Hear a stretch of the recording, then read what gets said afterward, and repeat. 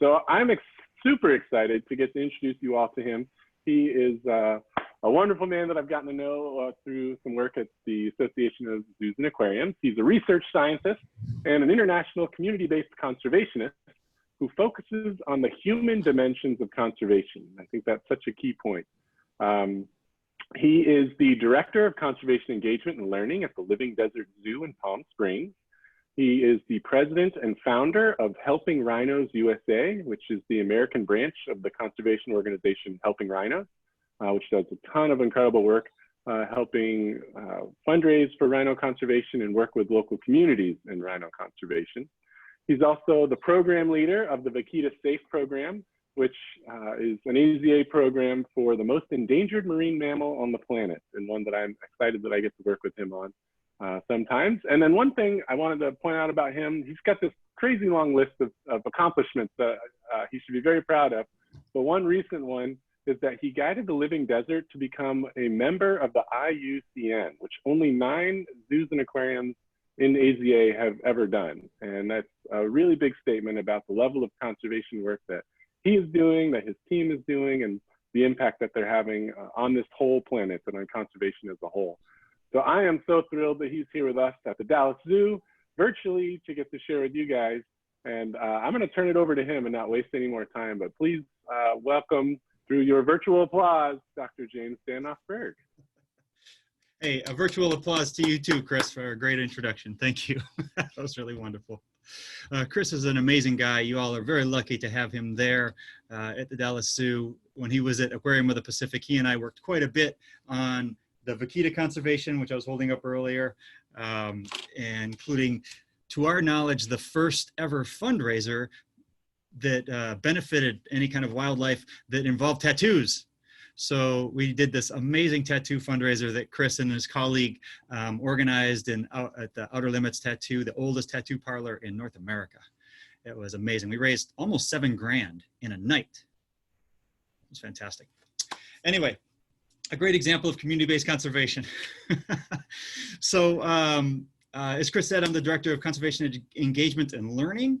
And what that means is that until COVID hit, I was the Director of Conservation, and then our retirement of our Education Director led to me taking on education now as well. So we also manage the volunteers and the Zoo Teens program through our department now, through my department now, I guess. So now I have 2 jobs, which is very exciting, education and conservation, hence the long name for the department. But anyway, what I want to talk to you today about, kind of briefly, so that we can make certain to have some time for discussion, because discussion is really the best part of these kinds of presentations, these kinds of interactions, is that if you don't already believe it, but that you will believe, hopefully by the end of our time together, that people are conservation, and that conservation is a social science. We usually think of conservation as a biological science, and I want to try to convince you that what we do in order to be efficient and effective and most successful as conservationists, we need to shift our mindset so that it's not just biology. We need to do biology, that's clear. But to do conservation in a way that is sustainable and successful, it's a social science.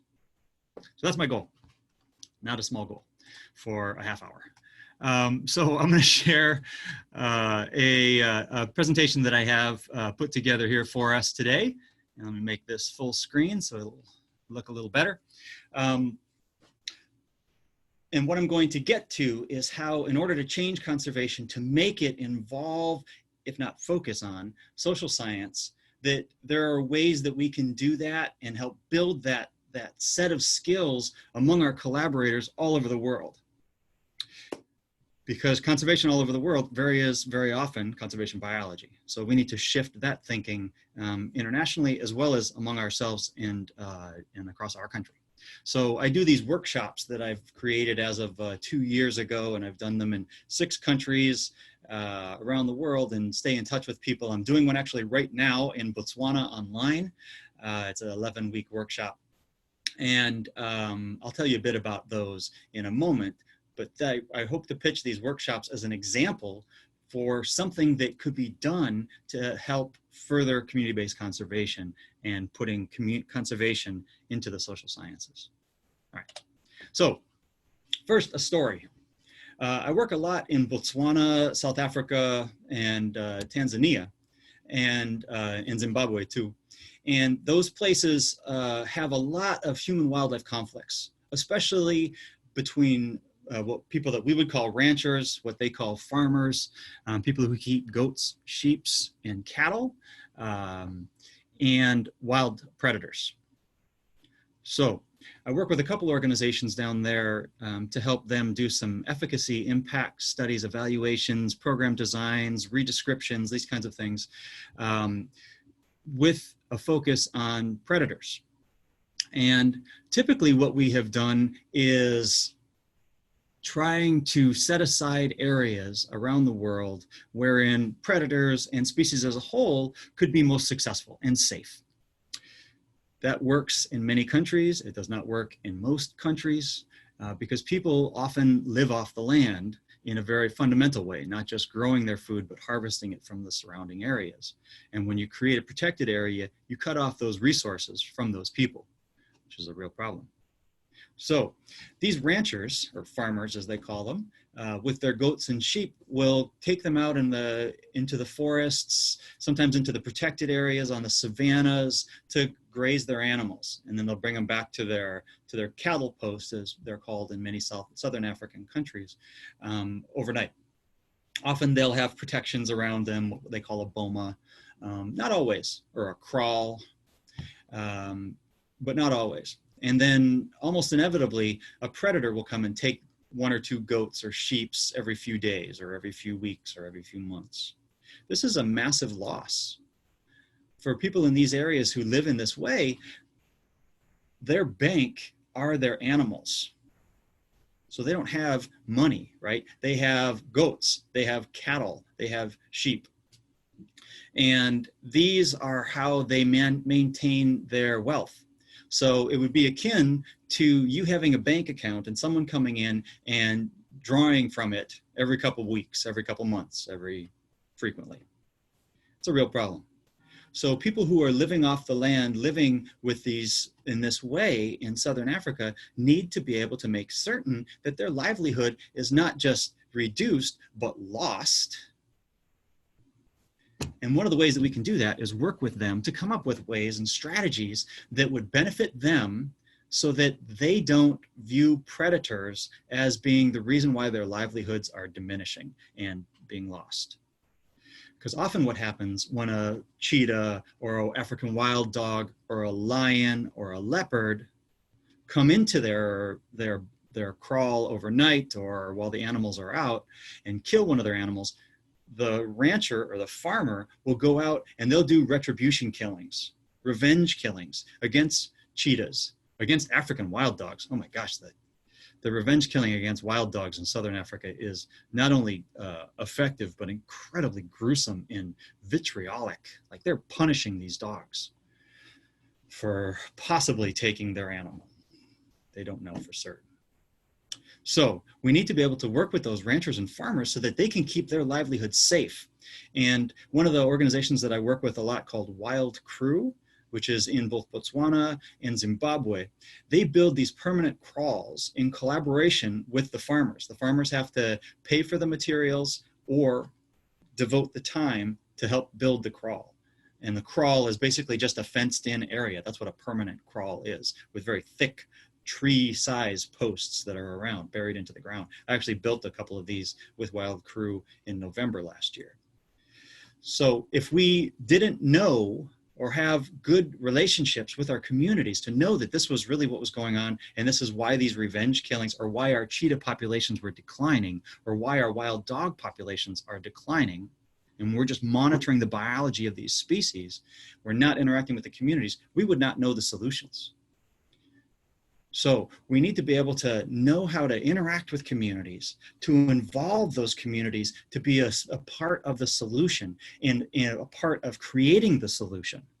The kraals differ often from place to place, from farmer to farmer, based on what the farmer wants, the size of their herd, and what is appropriate for their location. That's community-based conservation. And getting that information to be able to know what that solution is social science. So we need to be able to work with those farmers and those solutions.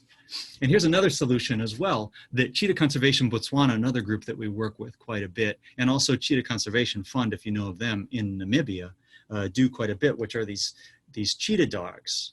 They take young dogs, and Cheetah Conservation Botswana in particular has a model that I love. They take street dogs that are otherwise abused, run over, certainly not cared for, in terrible shape because they're kind of seen as vermin in cities. And they train them on how to care for the goats, as you see in the background with them. This is another solution that the farmers were receptive to. And once they are shown the success of these stories, because where these cattle dogs, or cheetah dogs rather, are brought in, the amount of depredation that happens, the killing of the goats, vanishes. It's like reduced by 95%, 92% over what it was previously. It's an amazingly successful program. So not only is it helping the farmers, it's helping to protect their livestock, and it's helping these animals, these dogs that would otherwise live a very short, brutish, and violent life. The dogs are great protectors of the goats. Just them being there and barking, as cute as this one is very effective at scaring away cheetahs, wild dogs, and lions and leopards. It's an amazing success story. So we need to know what would work for different communities. And unless we know what they think, we won't be able to know that. So I'll ask a question of you. Why are most species declining around the world? Maybe let's put this into the chat box. If people could post into the chat box why they think most species are declining around the world. What are the major reasons why species decline in general? Chris, if you could read them off from the chat box, that'd be really helpful. Sure, we're seeing habitat loss from people at the moment, fragmentation, poaching, human interference, human population growth, humans in general. Good, you all got it, right? Especially those last four. Humans, we, you and me, are the reason why most species are declining. All of the things that we talk about, habitat loss, invasive species, pollution, climate change, huge one, poaching, everything that we're talking about, water loss, depredation, these things are because of us. And so unless we put people central to conservation, these species will continue to decline. We can create habitats that are intact and large, but unless the community that lives around those habitats sees the value of them, supports them, and I would say ideally benefits by them, they're not going to support it. They'll continue to go in and they'll continue to hunt. They'll continue to harvest. They need the resources. So most species are declining because of human activities. And we've recently gone through, there was this great article from Georgina Mace that you might be able to see in the bottom left. I don't know if, oh, there it goes. It was blocked on my screen. From 2014, where she posited these 4 ages of conservation: nature for itself, nature despite people, nature for people, and people in nature. And you can read here, maybe take a screenshot if it's useful for you, as to what are the main ages of conservation. And these ages, she means the focus of conservation. Historically, it was nature for itself. Next phase was nature despite people, which is focusing on extinction, habitat loss, pollution, overexploitation, poaching, whatnot, right? Nature for people, the third phase, this was in the early 2000s rather, which still continues, but it isn't as common, which is focused on more ecosystem level things, like what do people get from an intact ecosystem services, economic values, having trees to be able to harvest, having animals to be able to harvest, those kinds of things. Still a part of the setup of things. Nature for debt swaps is often lumped into nature for people. But in the last decade, and everything has its roots in earlier decades than what we think they are, is putting people as central to the process. Focusing on resilience, adaptability, socio-ecological systems, which is the interface between humans and the ecology and how we use it. What we do here at the Living Desert, and what many conservation organizations do around the world, is this people in nature approach, right? So this helps to kind of contextualize what we've talked about so far in the long-term history of conservation. So this is another great reference for you. A buddy of mine, Wes Schultz, colleague, running partner, co-faculty member when I was at the California State University, San Marcos for a while, teaching, wrote this article called Conservation Means Behavior. It's an amazing article. I would heartily recommend that you get this article. I'll share these links with you as well. It came out in 2011, but basically what he points out is that if we're going to do conservation, we need to focus on human behavior. And when we talk about human behavior, we're talking about human behavior change, and especially pro-environmental behavior change that is locally appropriate and acceptable by the people in that area, right? Because if we're the problem, we need to change our behavior. So the key thing to figure out here is the pro-environmental behavior change that works for the people in that area and is acceptable for them and is something that they would support, right? So seeing ourselves not as being separate from nature, but being a part of nature, seeing ourselves as conservationists as being a part of the community, a supporter of the community, an ally of the community, advocating for their opportunities, their needs, is an important part of community-based conservation. So that's what I do. These are some great quotes from some of the world's leaders in local conservation. Colleen Begg is with the Nyassa Lion Project. Rodney Jackson leads the Snow Leopard Trust across Central Asia. Maria is from Malaysia, working with Conserving Rays. Jim Sanderson leads the Small Cats Initiative. Anyway, lots of really amazing people who do great things around the world. And these are quotes that I've collected from folks that during their presentations, they're friends of mine, folks I know, really great things that they say that I think is really nicely summarized by the last one, which is this, that conservation is a social science. Because all of those things that those quotes before, quotes above, emphasize the role of people in conservation. We're a social science. And if we're doing conservation well, we are definitely involving social science in all of our conservation efforts, right?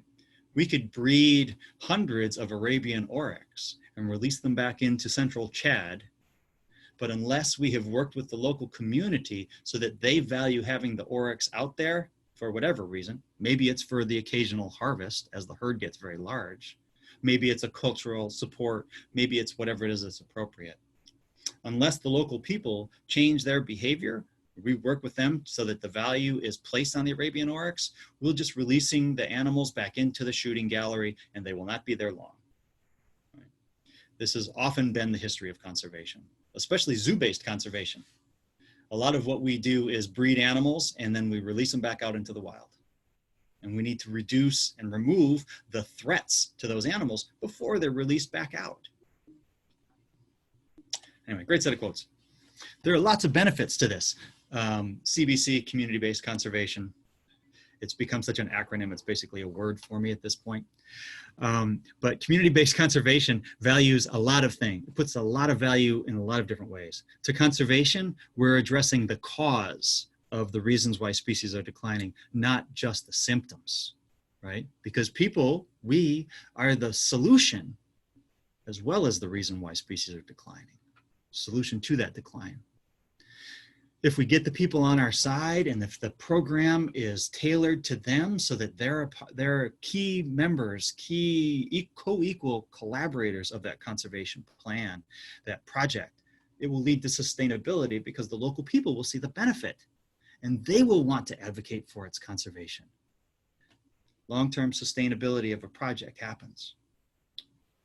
We as conservationists working wherever we work, whether it's in your neighborhood, whether it's across the state, whether it's in another state or around the world, you're not usually in those places very long.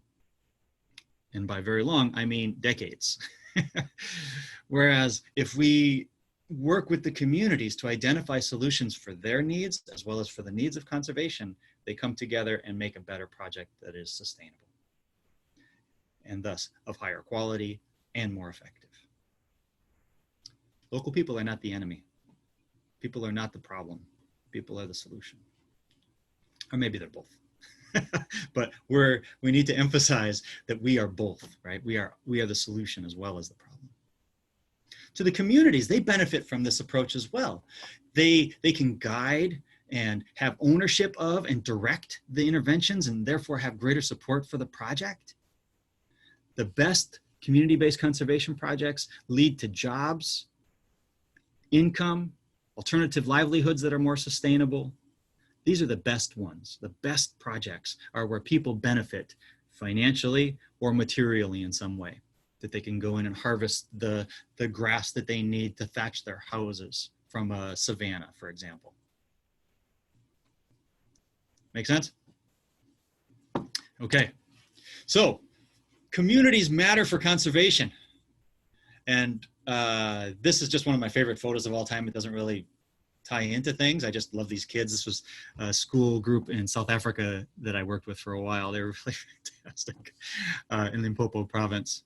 I always joke that I was like the tallest person, would be the tallest person on the basketball team. It's probably the only time I would be the star because everybody else is like 3 feet tall. You know, anyway, so by involving our communities, we can magnify our conservation impact as well.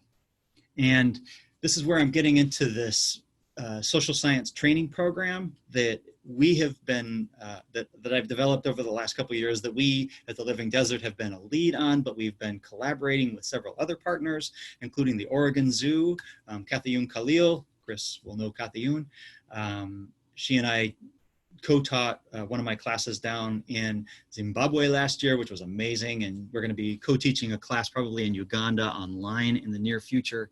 So I first developed this when I had a Fulbright in India in 2018. And so I was over there doing a bunch of training there, and I realized that what was really important was that most conservationists, they're good for the biology. You know, maybe they could use some help with statistics or doing literature searches, that kind of stuff, which I taught a lot on too, the statistics end of things. But what was really lacking was an understanding of how to do social science, how to collect that data, how to approach communities, how to talk to people, how to collect the data in a way that is mutually respectful of them and of our needs as scientists, as researchers, as conservationists.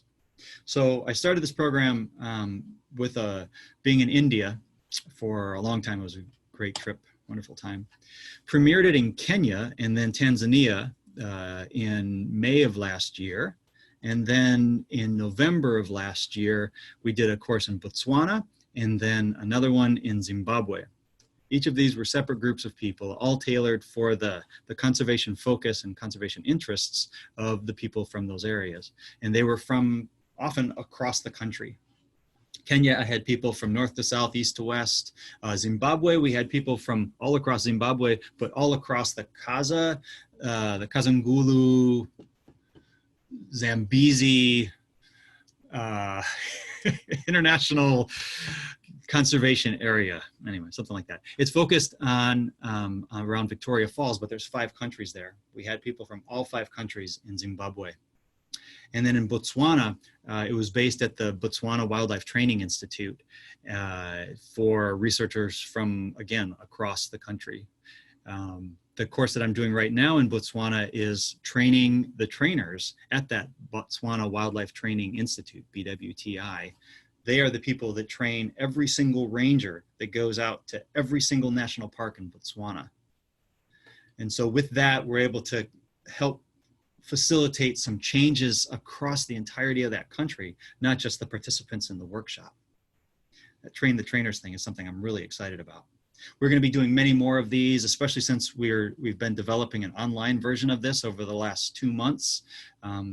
This is week 7. I just finished the lecture for that the other day. We have an online Facebook group that's meeting right now. Actually, my co-instructor is helping me, but since I'm here with you, doing all of the discussion on our Facebook group, which is a private group for just the participants in the class. So they answer topics, they respond to their things. They're developing a conservation program in social science during the 11 weeks of this course. It's a pretty neat opportunity for us personally to put this together and for us to be able to work with these folks. And they're amazing. I love Botswanans. We're so innovative, so smart. And this is pictures of the people who were in those workshops in each of those 5 countries. Botswana was by far our biggest. We had 42 people in there. It was an amazing, amazing time. Zimbabwe was our most international, and Kenyan researchers are just without peer, I have to say.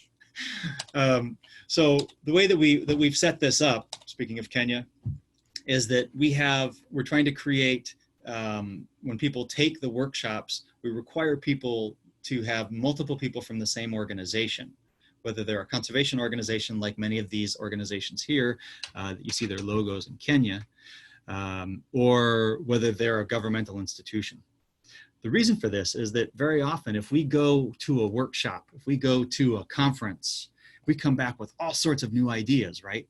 You go to a training session, you're loaded with new ideas, and you come back to your organization and you say, I have all these great ideas that I just learned. Let's change everything. And everybody else is, oh, take a step back. You know, we've been doing this for a while. So by having multiple people from the same institution, you're helping to overcome that institutional inertia that you often get when you're one person coming back to an institution. If you have a team of people who all come back to the institution and they say, this is an amazing program, we can change things here, there's going to be greater success. And we've seen that with almost all of these folks here. Almost all of these organizations on the screen have been leading this charge, and I think I have reports from 5 of them so far that they've done the study, written it up, published it. It's just amazing. And most of the rest we're in process of. So within an organization, there's a lot of support because we have multiple people from each organization. Regionally, across all of Kenya, this is the Kenyan flag, of course, these organizations can interact with each other. And they can say, hey, you know, that crazy dude, what was he talking about when he was talking about creating a survey protocol? Should we put the demographic questions at the beginning or at the end? I don't remember what it was. They could say, oh yeah, well, go talk to Jenner up at the NRT, and he'll tell. Oh yeah, Jenner remembers. He took better notes than I did. And so Mount Kenya Trust will be able to learn from the other organizations. So there's regional support. And then lastly, internationally, we've been at the Living Desert, been reaching out and supporting all of these organizations as they develop their surveys, as they interpret their data. If they need help, we make it clear that they can come and help us or call us. We will come and provide this support, this expert advice at no cost.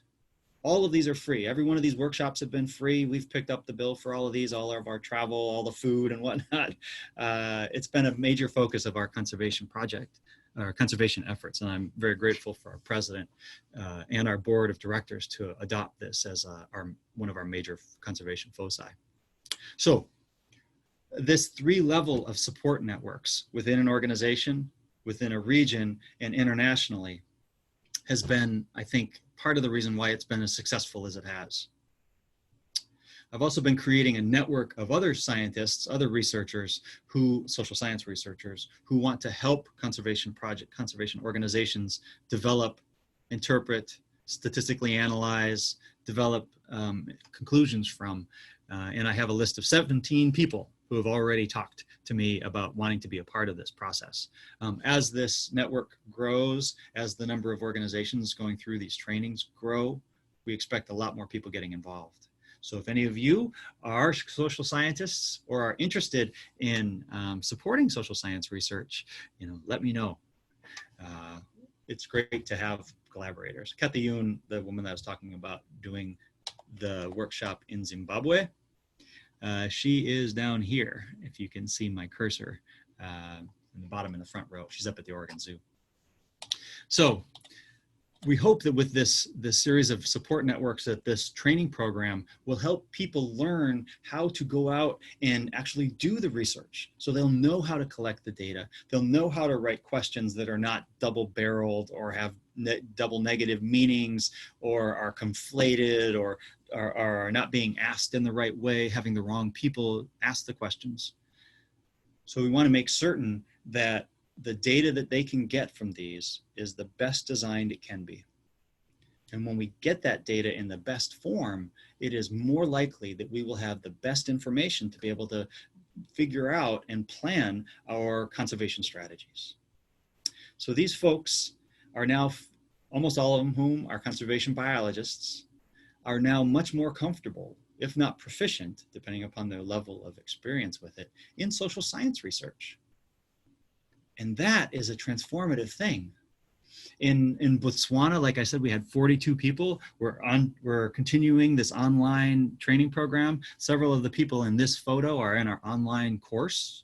Actually, about a third of them are in our online course as well. We have 68 people who are participating in the online course. There you go. Kavango Zambezi Transfrontier Conservation Area. The part in Zimbabwe is where these 5 countries all come together. Being able to influence a transfrontier conservation area of this size in this way, where there are so many large communities, as well as really important, globally famous conservation areas, is a massive opportunity. And so if we can change how conservation is done in so many countries and so many areas, why wouldn't we, right? This was the one from Zimbabwe. We had all these countries in. This is what the workshops typically look like. We have presentations, and then we break into groups and do parts of the research program. So by the time they finish these week-long programs, not only are they trained in and not experts in necessarily, but certainly more skilled in and knowledgeable and comfortable with social science, but they have a whole research program. They have a survey created, they have a protocol created, they have a data management plan created. We've talked about their research question at the outset to figure out a solid, answerable research program, research question, and they're ready come the next Monday to begin that process.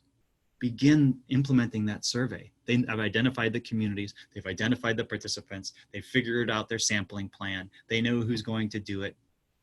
It's a great opportunity to change science, change conservation. Sometimes the classrooms are very nice and comfortable and air conditioned to sit in. Sometimes the classrooms are much more rustic and hot. I actually had a chicken that would come across the presentation table quite frequently, and so I'm kind of poking the chicken with a stick to get it off in front of the presentation here. So you modify your approach so that you can reach folks in ways that are appropriate for that local culture and for that setting. So we've done it with people from 9 countries. 126 people have participated in the in-person workshops. This doesn't count the 68 that we have currently on the online one, from 33 organizations across Africa and India. And I've also been doing one-day versions of these workshops across the US with different groups of conservationists when they come together. You may have heard of the Wildlife Conservation Network meeting that happens up in San Francisco twice a year. They bring in people from around the world. And so those quotes that I offered at the beginning of the talk, that was where I collected those. So we've brought in another 148 people from 24 countries in a series of, I think it's been 6 one-day workshops, where I just sort of distilled down the workshop into how to write a survey, which is a great distillation from what we really cover in the workshop. And now we've expanded to 11 weeks in this online version. So we're trying to create a sort of a menu of options. If you want to know just the survey, okay, we can do a one-day. If you want to feel more comfortable with doing the surveys and being together and working through the things, we'll do an in-person one-day workshop. And we'll repeat that again someday when we can actually get together and can actually travel. But in the interim, an 11-week online version of this workshop is a nice way to sort of build these social science skills among these globally leading conservationists. So in total, we've reached 274 people from 29 countries, and I feel very proud of that. It's been a huge amount of work. It's been the focus of my life, really, my personal research for the last 3 years really. And I feel like it's only the beginning. We're only beginning this. So if folks at Dallas would like to be a part of this process, we'd love to have you. We got the tools. We need more bodies. So when you talk about conservation success, this is what conservation success looks like. These are the logos of all those organizations, those 33 organizations that have been together in these one-day workshops. You have to have heard of many of these probably, and I feel so proud to be able to help work with so many amazing people from so many different countries. You know, in complicated times like we're in now, being able to be friends with and familiar with people from so many countries, for me, underscores how universal and successful and accurate my base tenet of everybody is basically good. And it's just a matter of figuring out how to network and how to work with folks. Because that's certainly been the case with everybody that we've been working with here.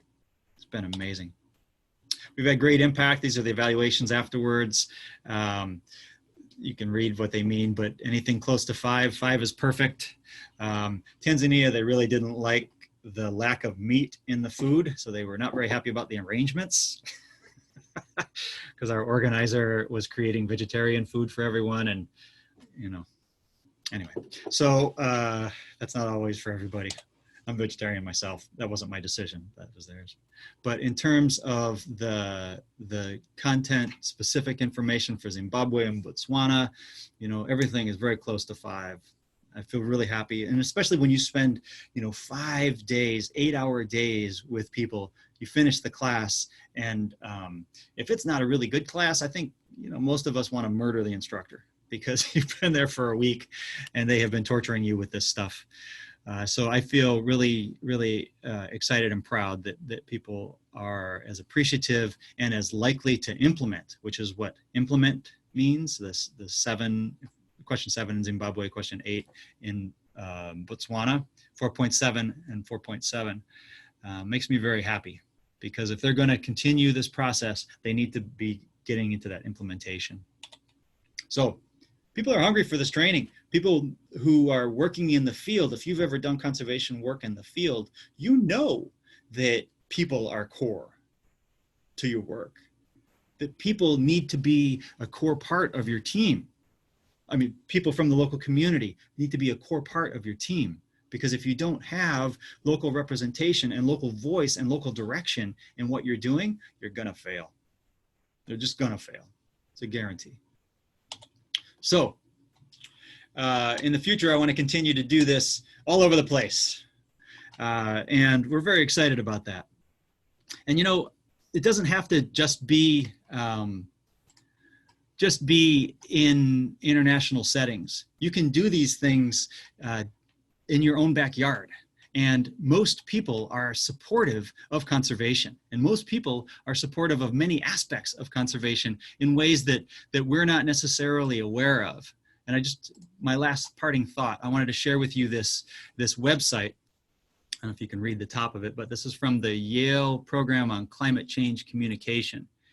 And, you know, we're in a very racially charged time now. And one of the nice things that I think this Black Lives Matter movement, which is something that's essential and is so overdue and needed for us as a culture to be able to address sort of systematic as well as personal racism that we all harbor, is how much we agree on things. And they did this massive survey with several thousand participants last year in 2 pushes in 2019. And I want to scroll down to this screen here, and this is what I'm going to end with. Don't assume that the people you're working with are in opposition to what you want to do. I think most people support conservation, and climate change is, if anything, the most contentious of conservation projects. people, especially Latinos and African Americans, are much more supportive of addressing climate change than, sadly, than white people are, but that more than what I think there is usually the perception, right? We are a big tent in conservation. And I think that when we can make an effort to, if we're already in that tent, to broaden that tent and be welcoming of people from other groups, and if we are from groups that are not the majority in that conservation tent, which is mostly white, mostly middle class, not exclusively, and fortunately and happily, that proportion is declining or decreasing because so many people of color are coming in and younger people are coming into conservation and claiming it, especially climate change. This brings me so much hope for the future, because when we can really engage our communities in ways that are genuine and are of value to them, including climate change messaging in Dallas, we can really change the world. That's what I want to leave on. Maybe some time for questions? James, yes, we have a few minutes. I know James has a meeting he has to be at 11 o'clock, so we've got just a few minutes with him here. I wanted to first say thank you again for sharing your Zoom platform with us with our technical difficulties with our own.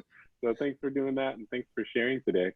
I thought we do have a question in the chat, but the first one that I want to make sure we ask is, you talked a lot about social science and how that's relatively new in our conservation efforts.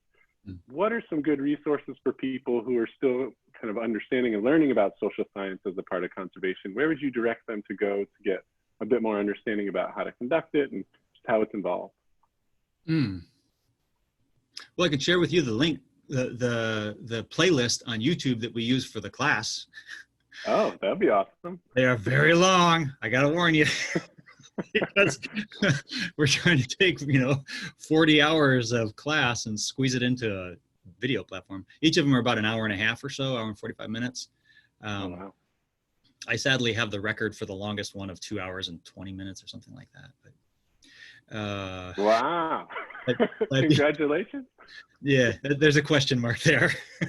But I'd be happy to share that link with you all. It's an unlisted link because I don't want it to just kind of run around on the web. But I'd be happy to share it with you all for the playlist, and then you'll be able to see all the videos in there too. That's really wonderful. Thank you for sharing that. What's that? I'm sorry? Can I send that to you? Yes, yeah. If you want to send it to me, and then I can disseminate it amongst our interns and our zoo staff here. That'd be really great. The question that popped up in the chat, and if anybody else has questions, please throw them into the chat now. But what are your thoughts on the Great Green Wall? Have you heard of the Great Green Wall? There's the big question. That is, yeah. Well, to be honest, I had to look it up when I saw the question come up. But it's about an effort to combat desertification in Northern Africa. In Northern Africa. Okay, I know China's doing that as well.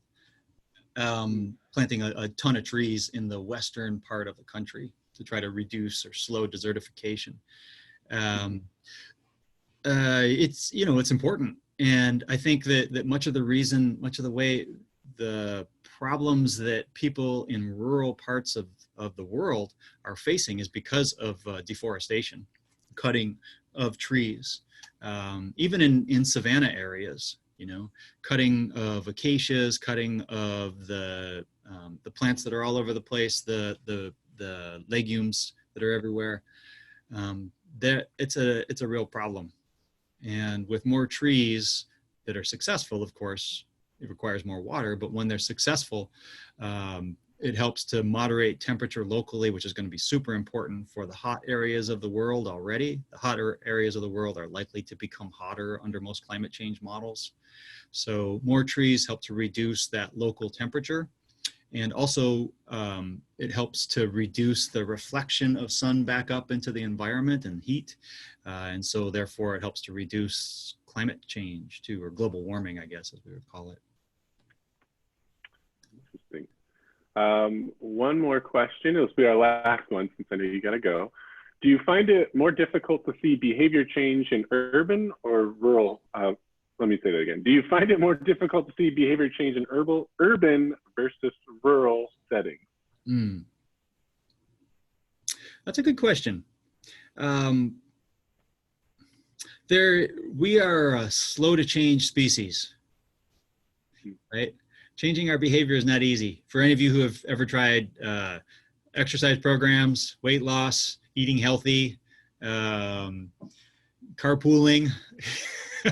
whatever it is, what have you, recycling.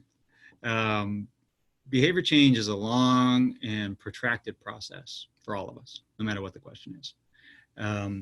So I think very often, in my experience, and again, this is just my experience, so I don't know if this is borne out by research, people in rural settings tend to see the immediate benefits to things quicker and more clearly than people in urban settings. Because often the changes that we're doing in urban settings are more systemic things that, we're trying to reduce our ecological footprint in one form or another. And that's often removed from us, right? Increased recycling, increased composting, decreased litter, decrease miles driven, increased public transportation, right? So there's benefits to those in the short term, but they're usually not huge benefits. So often the behavior change things that you see in urban settings are deferred gratification. And anybody who's ever done anything, not even psychologists, deferred gratification is a hard one, hard one to motivate people for.